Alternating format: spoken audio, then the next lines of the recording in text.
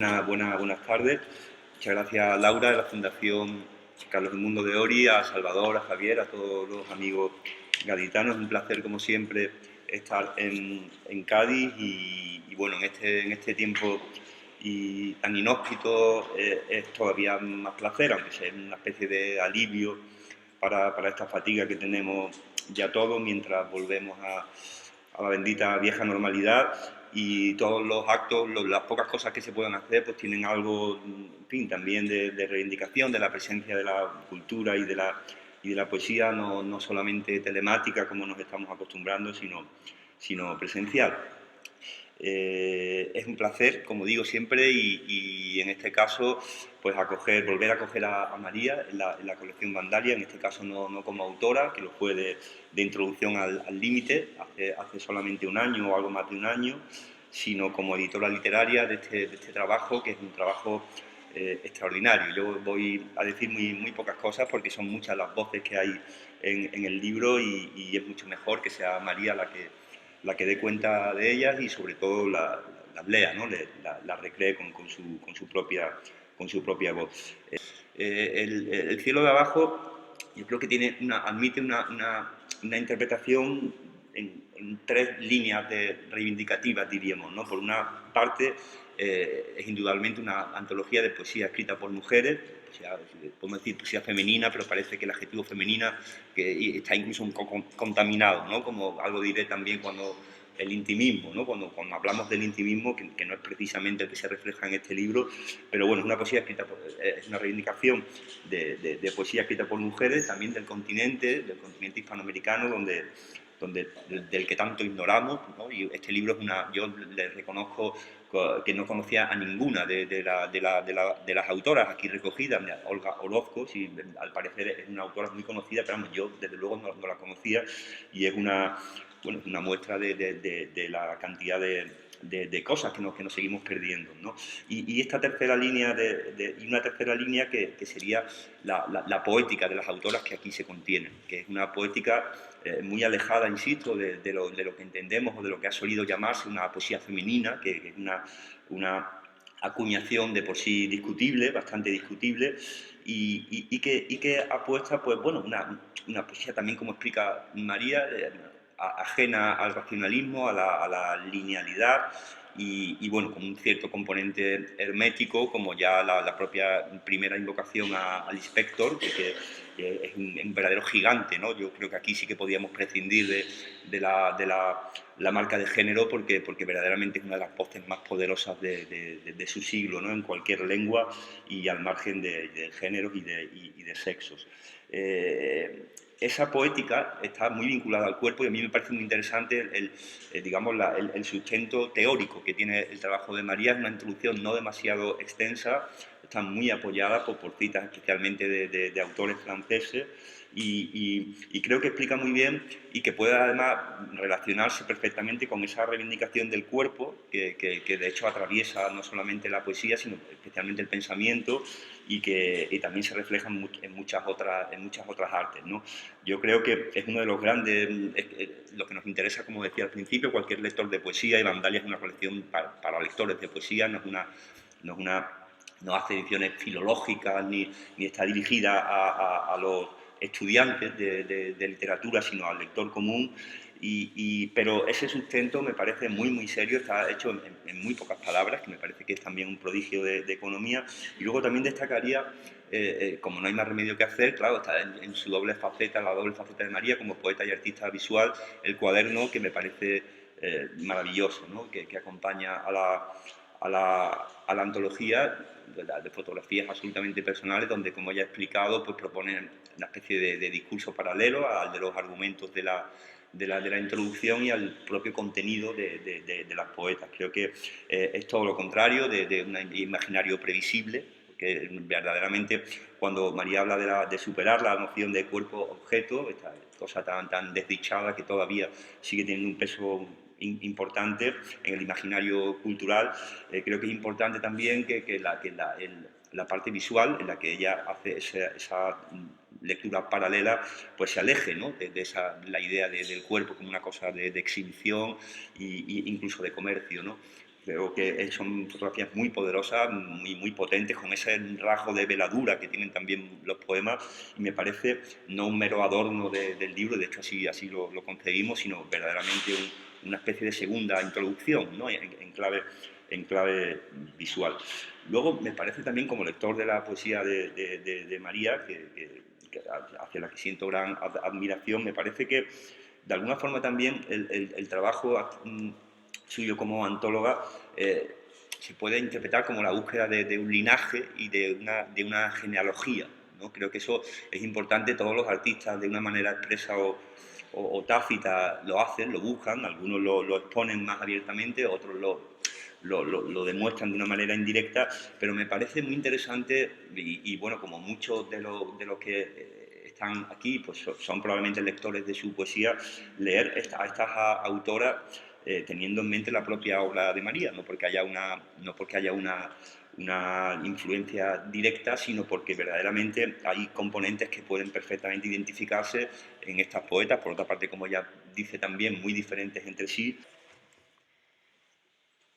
Bueno, yo voy a empezar con un poema de Mary Yolanda Sánchez, que a mí me parece, como decía Nacho, una de las voces más portentosas. Es colombiana, sabemos la situación de Colombia, ¿no? La situación bueno, de guerra soterrada constante, de agresividad, de dolencia, y yo creo que esta mujer ha sabido transmutar perfectamente todo lo que consideramos, porque tirando un poco de alguna de las cosas que ha dicho Nacho, a mí sí me parece interesante que aprendamos o intentemos aprender a distinguir lo de lo femenino y lo masculino, ¿no? Que lo tenemos como muy encasillado, ¿no?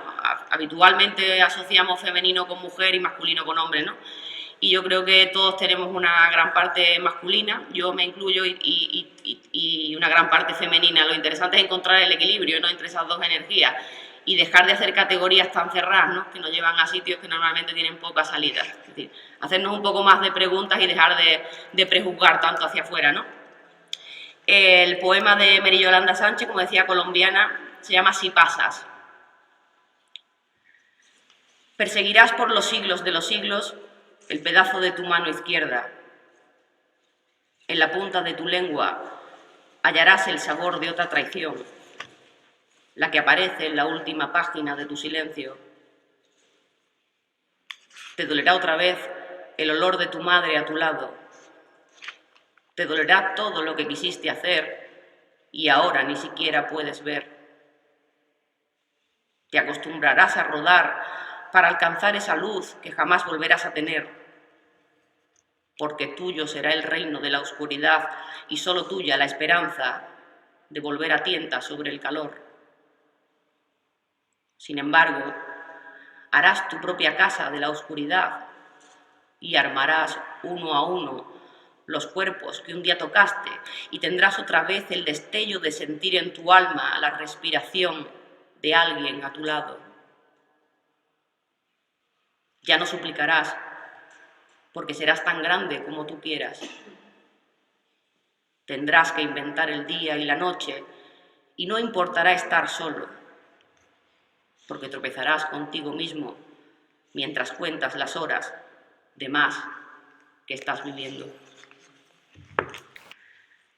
Si nos damos un salto y caminamos hasta Perú, Ana María García Silva, cuando podáis leerla en la antología, vais a ver que es una de las poquísimas autoras que en su biografía solo aparecen 2 publicaciones, porque en efecto solo tiene 2 publicaciones, y de todas ellas a mí me pareció especialmente gravoso que una mujer con una voz tan absolutamente hecha, con una manera de mirar el mundo tan personal, con una poética que para mí fue de lo más luminoso y de lo más conmovedor, únicamente tuviese editado 2 libros, en 2 ediciones menores, como la mayoría de ellas, y que ojalá podamos rescatarla o la rescaten por allí, porque yo no he leído cosas iguales muchísimo tiempo y creo que he leído algo.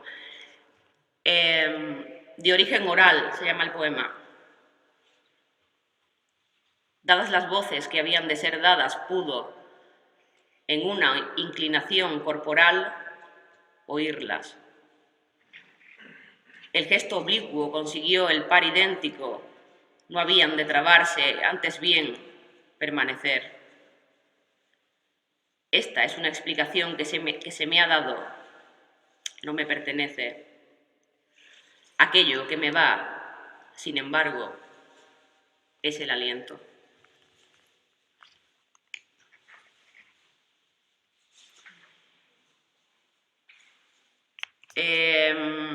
Bueno, me gustaría hacer una mención especial, que creo que por aquí además hay compatriotas uruguayas, ¿no? A Tatiana Oroño, una tipa excepcional, como todas ellas, ¿no? Del 47. Y yo he seleccionado un poemita suyo que se llama No conozco. Tenía mucha pena de no poder estar, pero ya nos es difícil a muchos estar por aquí, aunque vivamos en Málaga. No conozco. No conozco el calado. Ábrese el laberinto, silba la entrada. Es aire hambriento.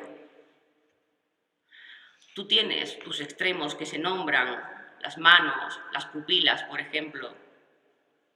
Pero asimismo tienes una ciudad de calles góticas voraces como gárgolas, que te ahuecan los centros del peñasco que habitas y no tocas, no adivinas. Y eso es la mujer, lo que no. La ciudad de cornisas y canales, donde la noche cae como cae la tormenta, y derrota costillares de barcas y de remos, y parte astilla. La piedra sostenida, el mentón de las calles que te horadaron túneles en el zigurat fósil de las células vivas. Nada comprenderé. Nunca seré ladera, cima, ni pie del molino, el bloque. Tanto arrimar de todo, tanta industria y tesón, tanto apisonar suelo y pendientes siempre. Y todo para esto. Una noche de amor que te arroja a las arterias desiertas de la ciudad que pulsa y que tirita, como Venecia hundida en los ojos vendados. Son bajidos famélicos los que arrojan papeles y residuos a las calles vacías, largamente empedradas por sangre adoquinada a pico y a cadena perpetua permutada por la pena de dar la forma de ladrillos. Al deseo de que todo cantara como acequia o arroyos en escondidas napas. Hablas de no representar experiencias, sino producirlas, que parece que lo que de hecho dice es que el lector es quien debe completar el sentido de los poemas, ¿no? Creo que también en esa poesía, esa reivindicación de la poesía no clarísimamente inteligible, tiene que ver también con esa idea no de reflejar, sino de producir, ¿no? Eso es. Sí, yo creo que, bueno, tirando un poco de todo lo que antes ha dicho Nacho, que además lo ha dicho muy bien, estamos muy acostumbrados, o yo creo que al menos en este siglo, en el marco de este siglo, estamos muy acostumbrados a que nos den todas las cositas muy fáciles, ¿no? Muy mascadas. Entonces, cualquier tipo de lectura, mucho más allá de la poesía, que ya es como pues, la máxima decantación del lenguaje, esperamos de esa lectura que nos lo narre todo como nos narraría una madre un cuento infantil, ¿no? Y lo interesante, yo creo, en cualquier manifestación artística, más allá de la literatura, que es lo que estamos hoy, es el otro, ¿no? La manera en la que el otro escucha, oye, lee, interpreta, la manera, en definitiva, en la que el otro completa mi propuesta, ¿no? Como poeta o como pintor o como bailarín, ¿no? Y se nos ha olvidado un poco la función activa que deberíamos tener como receptores, ¿no? Más allá del hecho de sentarnos y esperar a que nos den el alimento mascado, ¿no? El bolo alimenticio.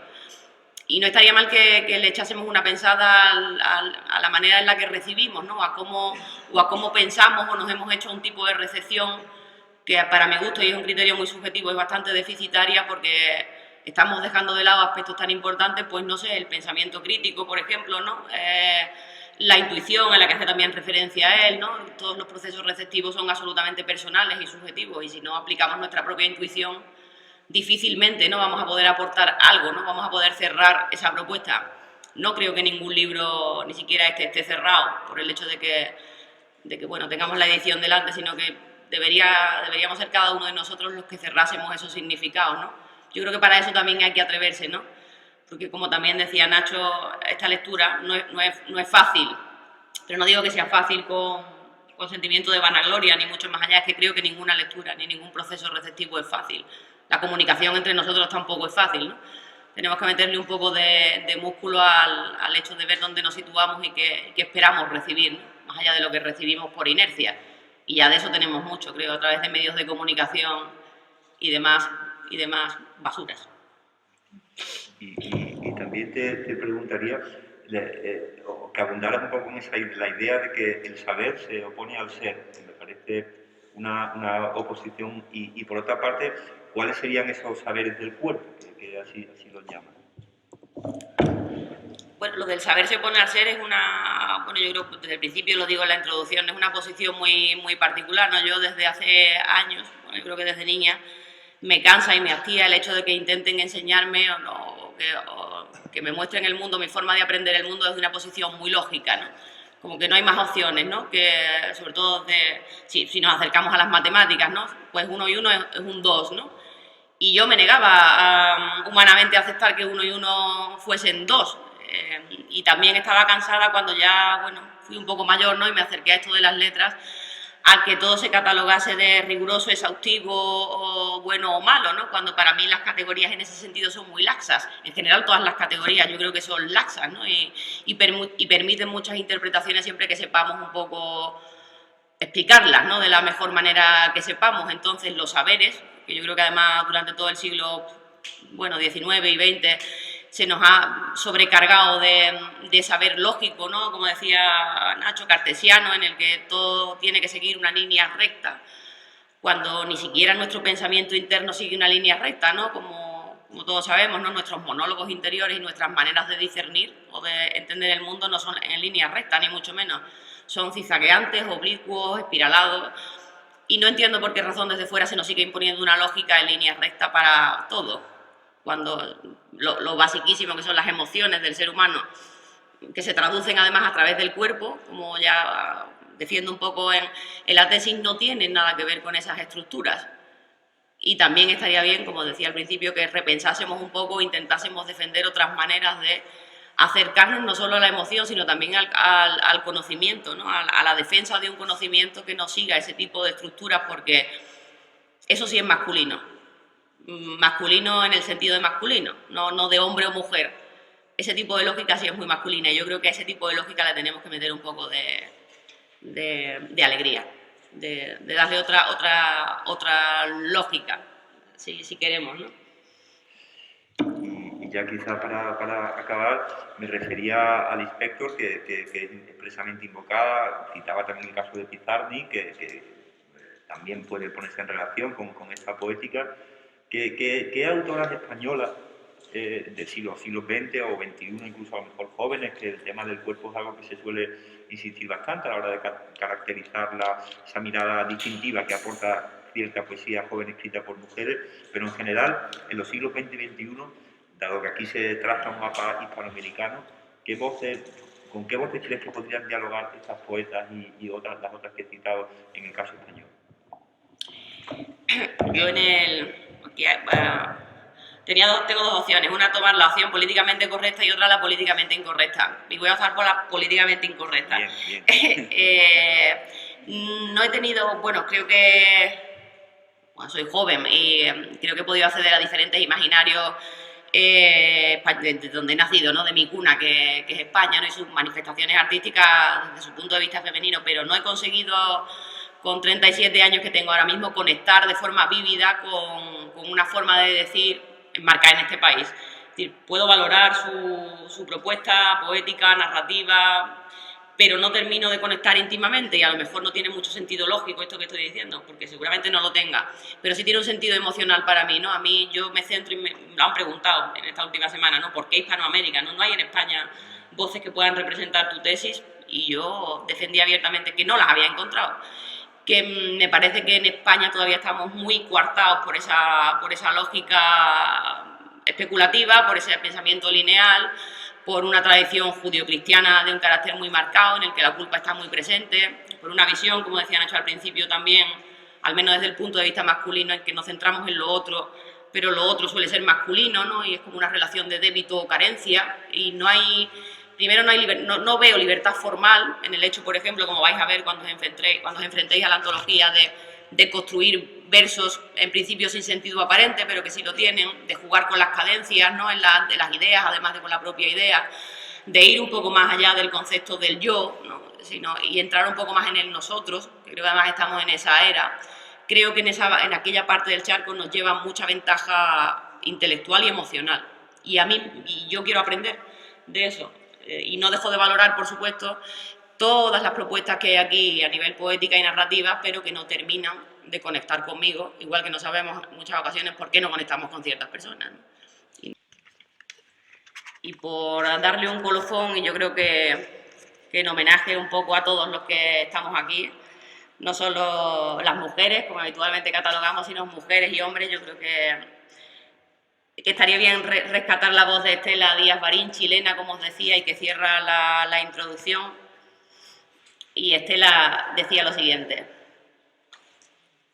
de la mujer que desparramó las larvas milenarias de sus pechos en el dintel del tiempo, de la mujer que se envolvió a sí misma dentro de una madrépora en su mundo de algas y desanduvo todos los caminos para encontrar sus ansias y lanzó su agonía decisiva junto con las estrellas, de la mujer que amaba a las palomas en éxtasis de virgen y amamantaba lirios por la noche con su pezón dormido, de la mujer que supo antes que Dios del clavo y del silicio,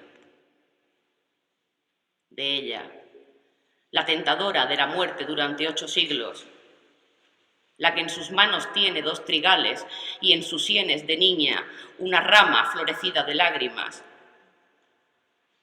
de ella, la novia que tendió sus velos por sobre los abismos, de ella, la vencedora, la cercana, de esa mujer soy hija.